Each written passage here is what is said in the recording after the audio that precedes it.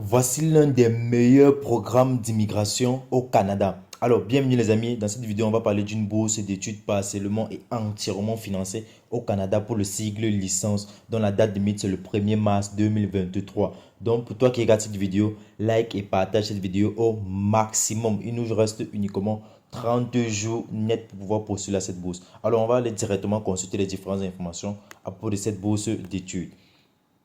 On descend. Nous sommes sur le site en fait où j'ai vu la bourse. Bon, je ne vais pas lire cette première partie-ci. Je vais vous laisser en fait la charge de la lire parce que si je lis cela, la vidéo serait très longue. Alors, on va aller directement sur les détails du programme. Institut Haute, Institution Haute ou Institut Haute, c'est l'université de Saskatchewan au Canada en fait. La bourse, c'est pour le domaine, les différents domaines disponibles à l'université. Le nombre de bourses, c'est non spécifié, donc on ne sait pas le nombre exact, mais il paraît qu'il y a beaucoup d'étudiants qui sont sélectionnés pour cela. Alors, les pays éligibles, c'est ouvert à toutes les différentes nationalités. Donc, que tu sois étranger, citoyen canadien, résident permanent. Donc, tu viens d'arriver au Canada, en fait.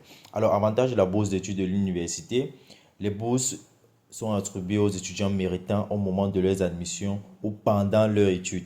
L'université offre diverses bourses et financements à ses étudiants, comme indiqué ci-dessous. Alors, on va consulter les différentes bourses qui sont partiellement et entièrement financées.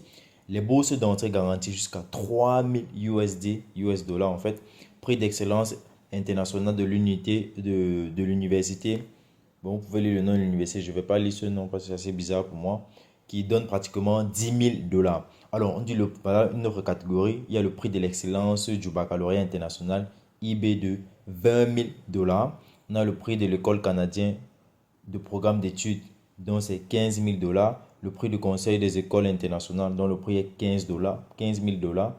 Le premier et meilleur bourse du président Georges et Macha Ivani de 40 000 dollars, dont 10 000 dollars par an sur 4 ans. Donc, sur 4 ans, vous allez bénéficier 10 000 dollars par an. Alors, il y a la bourse des chanceliers. Les bourses des chanceliers, autant pour moi, 30 000 dollars et 7 500 dollars par an sur 4 ans aussi. Donc, toutes ces différentes bourses-là, on pourrait dire en moyenne, c'est sur 4 ans. Vous voyez là ici, on parle sur 4 ans, bourse d'entrée à l'université du S, c'est l'abréviation de ceci, de cette université-ci. Donc, il donne 24 000 dollars, dont 6 000 dollars par an sur 4 ans. Alors, on a bien dit au début de la vidéo aussi, c'est une bourse d'études entièrement et partiellement financée uniquement pour le cycle licence. Et vous pouvez comprendre que le cycle licence déjà là-bas, c'est sur 4 ans en voyant les différents précis qu'ils accordent. J'espère que vous comprenez déjà cela en fait. Alors voilà les différents prix et les différentes bourses qui sont accompagnées de la bourse de cette université. C'est les différents avantages en fait. Alors on va aller voir les différents critères d'éligibilité et les différentes conditions pour pouvoir postuler. Déjà voici les différents domaines d'études. La liste des programmes de premier cycle disponibles à l'université est présente ci-dessous. On voit ici l'agriculture, plantes et animaux. Bon, voici les différents domaines dans l'agriculture, les plantes et les animaux. Dans l'agro-industrie, il y a biologie agricole, l'économie agricole, l'agronomie, biosciences animales, sciences animales, écologie, etc. Donc, tous les différents domaines qui sont ici, vous pouvez postuler pour cette bourse-là. Alors, voici maintenant les domaines dans, je pourrais dire, dans la faculté des affaires et économie. On a l'administration des entreprises, la comptabilité, agro-industrie, gestion des opérations, économie, la politique des ressources, etc. Alors, pour la faculté de sciences de la vie et la chimie, voilà tous les différents domaines. La biomédicale, la science cellulaire, la science animale, la bioscience animale, l'écologie végétale appliquée. Donc, les amis, en fonction de ce que vous voulez étudier et en fonction de vos différentes études antérieures, allez postuler à ces différentes bourses-là, en fait. Alors, pour toi qui as peut-être un bac D, un bac en sciences, tu peux postuler pour ce type de faculté-ci, en fait. Sciences de la vie et de la chimie. Les bacs D font le plus souvent ceci. Ou tu peux aussi postuler pour cette première faculté-ci, là. Agriculture, plantes, des animaux. Parce qu'au bac D aussi, ceux qui ont fait SVT, en fait, on fait aussi cela. Donc, les amis, en fonction de votre baccalauréat, allez postuler sur ce qui va avec vos études antérieures. Alors, voici notre faculté environnement des sciences de la Terre. Donc, c'est en fait la SVT ici. C'est sciences de la vie et de la Terre. C'est ça, non? Oui, SVT, sciences de la vie et de la Terre, si je ne me trompe pas. Donc, voici en fait sa définition même ici. Donc, les amis, voici tout cela ici. Alors, santé, bon, dans la santé, celui qui a aussi le bac D, il peut toujours postuler pour la santé. Donc, vraiment, un étudiant qui a un bac D a pratiquement quatre facultés où il peut choisir des programmes à l'intérieur. Donc, les amis, vous avez un large choix. Alors, asseyez-vous et juste réfléchissez très bien. Alors, ici, on a histoire, culture et art. Donc, pour ces différentes personnes qui aiment étudier l'art, la culture, les arts, bon, c'est pour vous, hein. Vous pouvez choisir ce que vous voulez là-bas.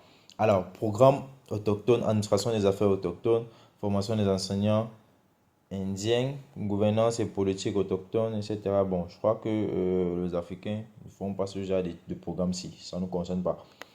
Je crois pas. Parce que je comprends rien de là-bas. Alors, langue et communication. Le latin classique, anglais, bon, ceux qui veulent apprendre d'autres langues, même ceux qui peut-être qui rêvent de donner des cours de langue, là vous pouvez venir vous former en cours d'anglais, faire les cours de langue et après vous pouvez sortir comme traducteur international. Donc c'est un peu ça en fait les amis. Alors on va aller directement sur les critères d'éligibilité pour cette bourse de l'université. On dit pour bénéficier d'une bourse ou de plusieurs bourses énumérées ci-dessous, ce qui veut dire déjà que tu peux bénéficier de plusieurs. On va arrêter pour bénéficier d'une ou de plusieurs bourses énumérées ci-dessus. J'espère que vous avez très bien compris. Alors, parce que sur cette bourse-là, il y avait plusieurs prix et plusieurs bourses. Donc, tu peux être éligible peut-être sur deux ou sur trois. Donc, tout dépend de toi. Raison pour laquelle, au début de cette vidéo, j'ai dit voici l'une des meilleures procédures, ou bien l'un des meilleurs programmes pour pouvoir immigrer au Canada. Que ce soit pour étudier ou peut-être à ensuite travailler après, en fait. Juste avec ton diplôme de baccalauréat. Alors, les conditions d'admission, on dit pour bénéficier d'une ou de plusieurs bourses énumérées ci-dessous, le candidat doit faire ceci, satisfaire les différentes conditions ci. Alors, première condition, il y a la condition d'admission minimale, l'exigence spécifique au programme, exigence linguistique, faire une demande d'admission à un programme de premier cycle. Alors, lorsqu'il met ces différentes conditions-ci, ce n'est pas très explicite. Pourquoi? Parce que cela dépend des conditions minimales d'admission pour le programme pour lequel tu vas postuler, les exigences spécifiques du programme, les exigences linguistiques du programme. Peut-être si on dit le programme doit être enseigné en langue anglaise et que toi peut-être on demande, ça peut arriver qu'on demande un certificat de langue anglaise. Donc, raison pour laquelle ils ont juste regroupé ces différents critères ici de façon générale. Alors, c'est vous en allant postuler que vous allez voir plus les différentes spécifications à propos de chaque programme. Alors, comment postuler aux bourses de l'université? Les candidats intéressés par ce programme de bourse d'université en Amérique du Nord doivent contacter l'université et être admis à leur programme préféré. Alors que les étudiants seront automatiquement considérés lors de l'admission pour certaines bourses et prix, d'autres les obligent à soumettre une demande dans le... Bon, ça c'est un système en fait où vous allez faire la demande, le poste. Alors, on dit les candidats intéressés doivent soumettre... Le candidat intéressé doit soumettre sa candidature d'admission, sa demande d'admission autant pour moi, avant le 15 février 2023. Donc les amis, c'est assez chaud.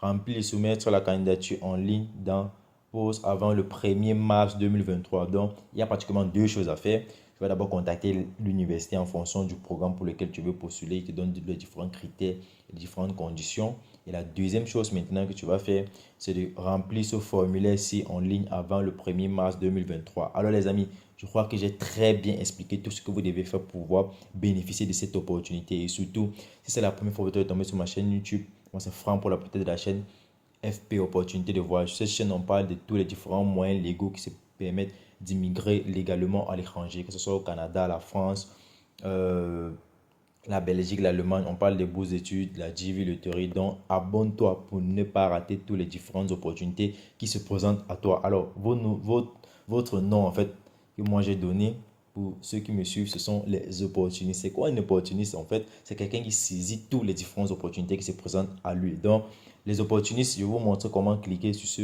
bouton-ci pour pouvoir postuler.